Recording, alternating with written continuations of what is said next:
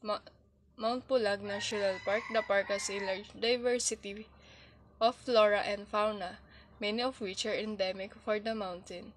Its wildlife threaten mammals such as Philippine brown deer, northern Luzon giant cloud rat, and the Luzon fruit bat. One can also find several orchid species, some of what are possible endemic of Mount Pulag, and other are flora such as the pitcher plant.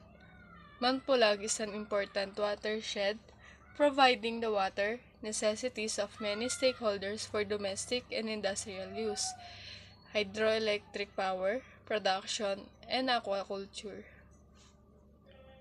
For the nomination date of submission of Mount Pulag National Park is on May 16, 2006. The criteria number of Mount Pulag National Park is criteria number 9 and 10. The location of Mount Pulag National Park is located at the Benguet, Ifugao, and Nueva Vizcaya provinces in the Philippines. For the justification, Mount Pulag was proclaimed National Park by virtue of President Proclamation No. 75 on February 20, 1987, covering an area of 11,550 hectares.